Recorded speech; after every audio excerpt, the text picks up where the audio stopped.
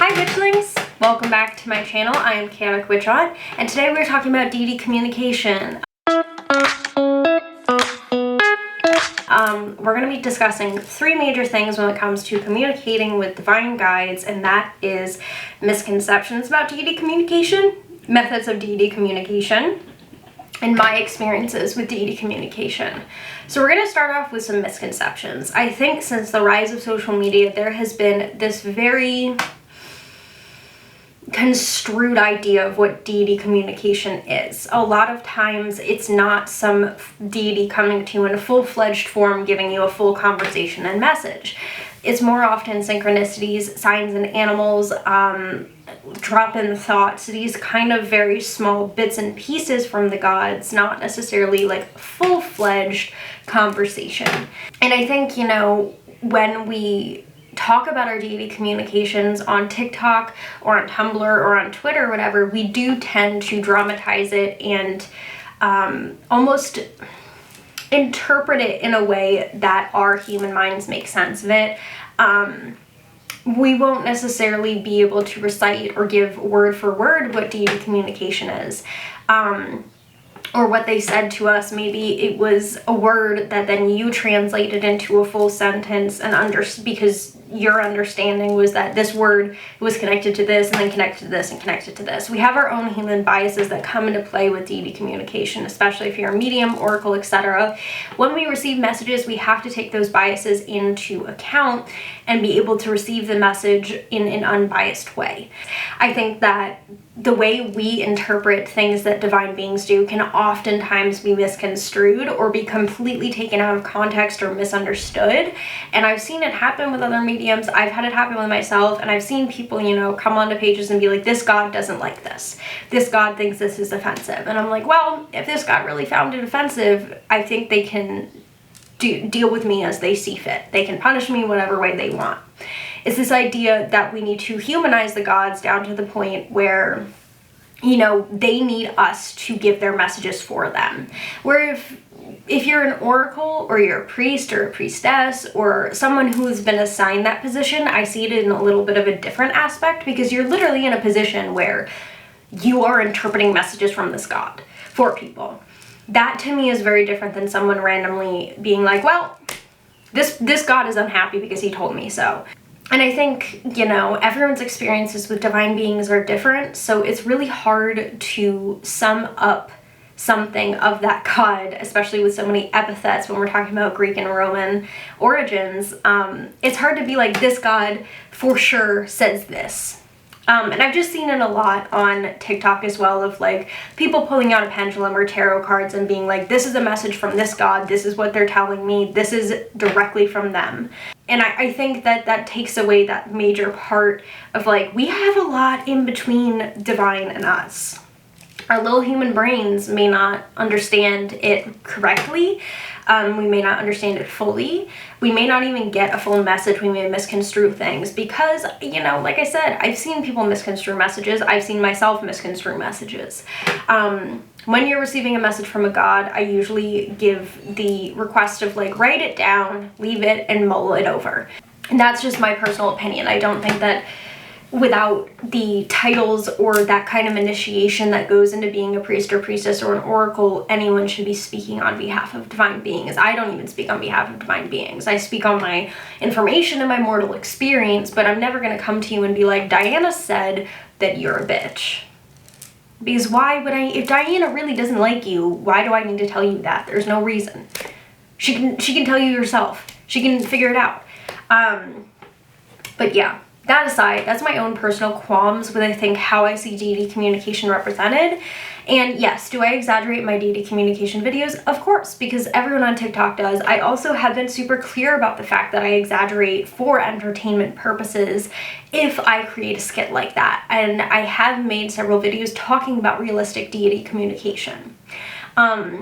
When we're talking about methods for communication, it's going to differ a lot based on the cultural context of the deity, what divination methods you prefer, and, you know, whatever, all that good stuff. I prefer tarot cards, and the way that I speak to my deities through tarot cards is I take something of theirs, either a statue, a candle, etc. I light it, I prep myself to go into a semi-meditative state, and I pull cards and I write them down. I write them down, and any messages that come through as drop-in thoughts from that deity to me are relayed onto the paper, so I can then, after this, look through everything and understand. I also think bone divination is great. Different cultures and different deities have different divination methods they prefer.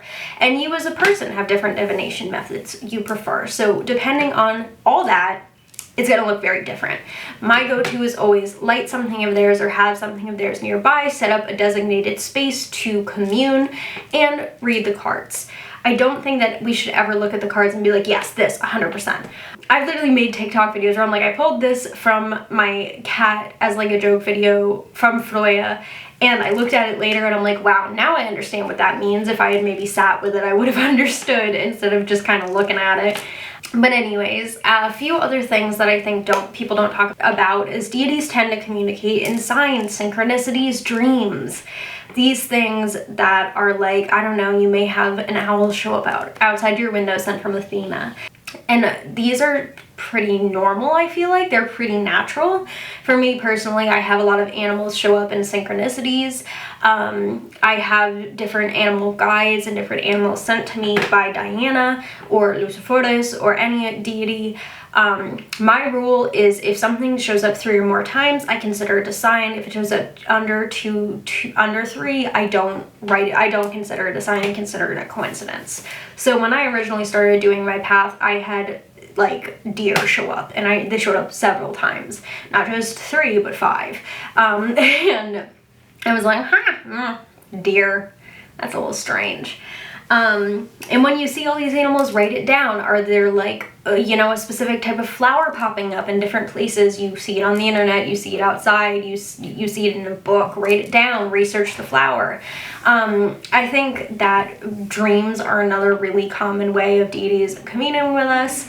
For me personally, I don't dream, so I don't get this that often. I usually get pretty physical signs, like I said, animals showing up. I sometimes will have very specific, like at a specific time, something will happen, and I'm like, oh, okay. And when I experience something new and a new sign, I usually go for that 3 or more rule when it's a well-established relationship and I'm used to the kind of signs I receive. I'm like, okay, this is pretty much Diana, I got it.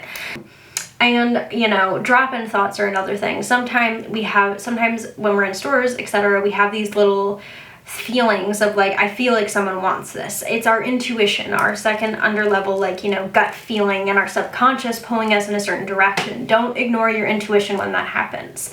One experience I had that I considered intuitivity or, synchronicity was I went to a metaphysical store with a friend in Denver. And I went because, I was with a friend, we were having a good time. But I was looking at amber for Freya because she, amber is very heavily associated with Freya. I went to the little drawer where it says amber. I looked in, there was no amber. And I'm like, okay, maybe she doesn't want amber, but it felt weird because amber is heavily associated with Freya and she doesn't have any, so why wouldn't she want amber? Then my friend is like, oh look, there's some amber right here. I look over there, there's amber, except it's the bigger, more expensive pieces, and I'm like, okay, so you want the big pieces. That to me was like a little message of like, there's no amber, so here you go, get me a big expensive piece. Another example of deity communication I've had is when I finally realized that Diana was, coming in to work with me, not necessarily realizing she was she was my patron and everyone else was leaving, but realizing that she was there. I set up an altar space for her. I went to bed. It was the full moon. In the span of this night, the full moon kind of came down, landed directly in my face, and I was like, okay. My dog slept with me, and I was like, okay. I got my period, and I was like, okay. And I believe there were owls hooting outside, and I'm like, okay, very nice confirmation. And it wasn't just one thing, it was 4 things on the full moon. And since Diana is considered a lunar deity in one of her aspects, I was like, haha, Alright, this is a nice little confirmation. A few other things I've gotten, you know, confirmations in the gift of bones or feathers or finding little claws places, and it's just so many ways to commune with the divine. Even though I can give you these methods, it's going to be different for everyone. A few other things is like I would see stags and deer all the time when I first started my path, and this was kind of something that I saw as a direction to head towards, you know, more earth-based practices or animism. It's just, Freya sent me, when she started working with me, Freya sent me screaming cats in heat outside my apartment for like 3 days, like a full week. And then I found out later that Freya is associated not only with cats in heat, but feral cats. I was like, okay, so it was a pretty obvious communication on my part. Other communications I've had via meditative, you know, state. I used to astral project a lot. I really don't anymore just because I find it tiring. And I really only travel in my sleep. I sometimes will pop up in friends' dreams or friends' houses after I've gone to bed. But yeah, it's just always been one of those things where, like, I used to be very big on astral projection, and then I realized that it wasn't really benefiting me in the way that I think I wanted it to. So I brought my practice kind of back down to earth and started focusing more on my medium abilities and stuff like that, because that is what benefits me the most in my practice. It's different for everyone. If you want to look up and look into astral projection, you definitely can. Definitely a valid form of communicating with your deities. Just in the same way that, you know, tarot readings are, receiving signs are, etc. For me, I, you know, get some communication when I do meditative states. I often have entities show up and be like, hey buddy, remember this? And I'm like, well, now I do. Even if I'm trying to do something else, which is part of being a medium. But yeah, deity communication is wild and varied, and I think that, you know, when we look at deity communication as it is presented on the internet, especially social media platforms, we need to take it with a grain of salt. There's not a lot of, at least I haven't found a lot of information on how people communicate with their deities off social media, which is a nuisance to me. There is some information on aspecting, trance work, etc., or aspecting the goddess, which I think is very beneficial, and you'll find little tidbits of it here and there, but I do think that if you're looking into deity communication, you should start with how they communicated throughout history, how people of the original religion or culture that you are worshiping or working with communicated. Did they, you know, just yell at the sky and something happened? Did they use tarot cards? Did they commune via bones, etc.? And implementing that into your communication with the deity is always really helpful. But anyways, this is all I have for you guys today. If you feel like I missed something, have a question, etc., please leave a comment. If you watched through the whole video, you already know how I feel about you. Feel free to leave a like, a comment, subscribe, turn the bell on, but no pressure, and I hope you have a great rest of your day. Sa benedica.